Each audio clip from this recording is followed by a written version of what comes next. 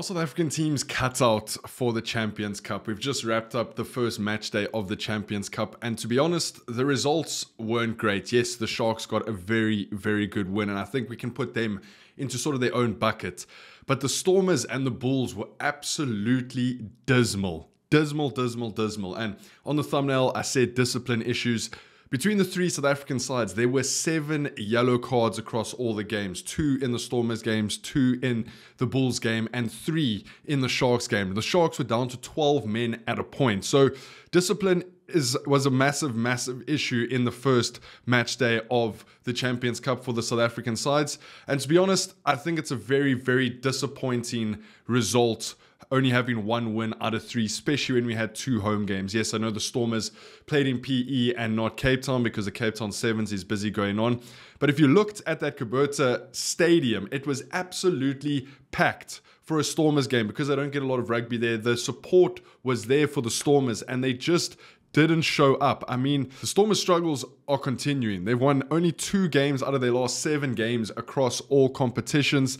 Their key issues in this last game against Toulon was lack of accuracy and discipline. They gave away 13 penalties, including a costly yellow card for Leolin Zas, missed opportunities due to stuttering attacks and silly mistakes. If you think about the Stormers 2 years ago, when they were winning the URC, when they were the best team in South Africa, they were on form and they've kind of just gone on the steady decline. And yes, I know you can talk to injuries. Sasha Feinberg, Ngumazulu's not there. Damien Willems isn't there. Salman Murat's injured.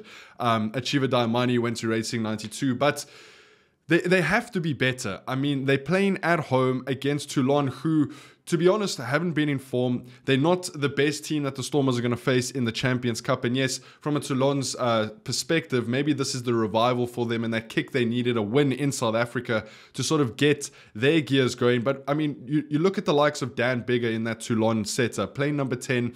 He's let's be honest, he's quite old, but he's up for the fight. He's arguing to the ref about every decision made. He's in the fight. He's leading that Toulon side, and that wasn't the case for the Stormers. There wasn't really anyone, maybe besides Joseph Dweba, who put his hand up for the Stormers, but no one else really took the fight to Toulon. They looked stale. They just didn't look like that killer Stormers team that we've come used to knowing over the last couple of years. But I mean, for Joseph Dweba, he's sort of been on the fringes of the Springboks for the last couple of years, maybe even close, maybe 5 to 7 years he's been on the fringe. And he really stepped up in that Stormers match for me yesterday. He was making big hits. He was getting on the front foot. Yes, there were a couple of line-out errors, but I think overall, he's entering his prime. He's 29, and Rassie could potentially be looking at him in that hooker position. We know that Malcolm Marx and Bongi sort of have that 1 and 2 slot, but the third slot's available. You got Johan Groble and Jan-Hendrik Wessels, but that third slot is available for a Springbok hooker, and Joseph Dweba definitely put his hand up yesterday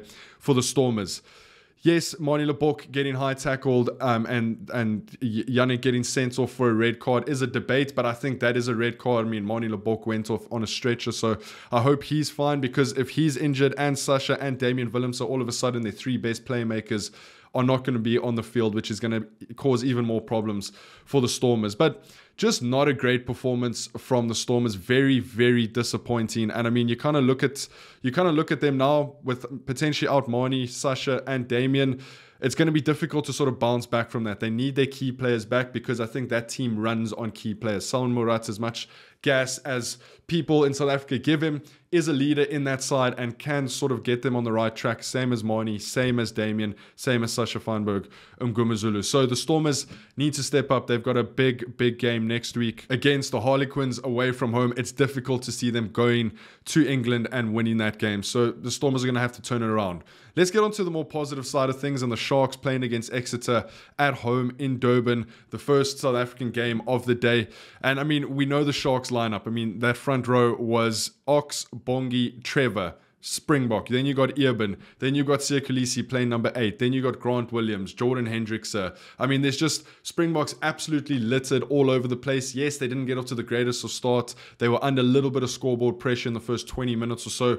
But then you look at your key players, your Siyakolisi, your Fussy, your Grant Williams, who are making counterattacks, who are making space, who are turning, who turned Exeter Chiefs around. And I think Fussy, absolutely incredible. I think he has that number 15 Springbok jersey. That's his at the moment, and his form has been incredible. I mean, that one counter attack where he stepped the one Exeter guy, popped it off to Grant Williams, injection of pace, back to Fussy, and then I think Buthelezi ended up getting over for that try. But I mean, lots of people were saying that the Sharks were potentially not going to be able to make it out of this Champions Cup group. Yes, they have all the Springboks, but typically, and we can look at last year, they didn't seem to click. This year, they really seem to have clicked and seem to have got the ball rolling. And like I said in my preview, I've spoken to a lot of the Sharks players, and they want to win the Champions Cup and they want to win the URC this season. So they've got off to a very, very good start. They travel away now to Leicester, and it's going to be interesting to see how they go up against Andre Pollard and if they can deal with playing those away games and still getting the results. Because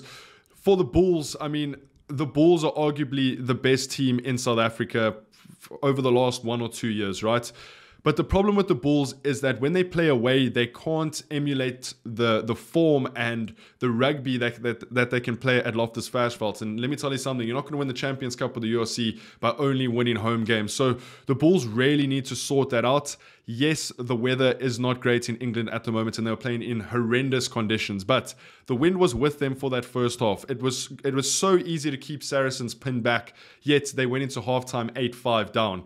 Then as soon as the team switched, you saw how Saracens took advantage of that win, keeping the Bulls pinned back, waiting for them to make errors and just getting over and scoring. So the Bulls have a lot to work on. There were plenty handling errors, and yes, you can put that down to the conditions, but these are professional athletes. Shorten the passes, keep it more physical, play Bulls rugby up front, pick and goes.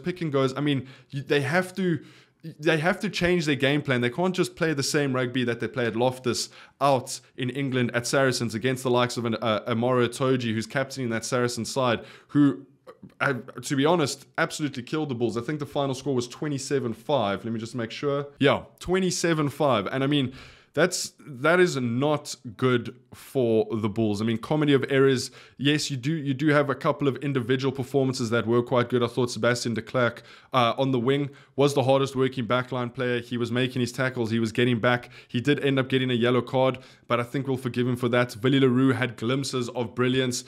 But Johan Goosen at 10 didn't have a great game. There was no real leadership. There was no direction from him. He was kind of just floating around. So he needs to sort of sort that out. Kurt D'Arense wasn't there, which was maybe a massive loss for the Bulls. Kanan Moody had an okay game, but the forwards were probably the worst part of the Bulls game. And it's normally the forwards that carry the Bulls game, normally get us onto the front foot. So the likes of Johan Goosen or Willie Leroux can control the game and be creative and make some space. So not good. Discipline, 15 penalties, 2 yellow cards. The Stormers and the Bulls need to have a tough look in the mirror, because it's not going to get easier in the Champions Cup. I mean, when you're coming up against the likes of Toulouse or Bordeaux, then that's where the metal gets tested. Leinster, Munster. So it's going to be difficult. It's difficult to see where the Bulls and the Stormers go from here. The Bulls need to bounce back against Northampton Saints this weekend coming up, which again is going to be another battle. Northampton Saints won the Premiership last season. The Stormers need to bounce back on the road against the Harlequins. The Sharks, if they can end up beating Leicester away from home, is massive for them, because then they're in that first or second place in the Champions Cup, and they might be the team that South Africa look to win this Champions Cup for us. So from a South African perspective, not a great weekend. I thought the Sharks were phenomenal. The Stormers were below average, and the Bulls were absolutely dismal. Let me know what you guys think down in the comments. Leave me your opinions. Leave this video a like, and as always, hit that subscribe button. I'll see you guys in the next one. Take it easy. Peace.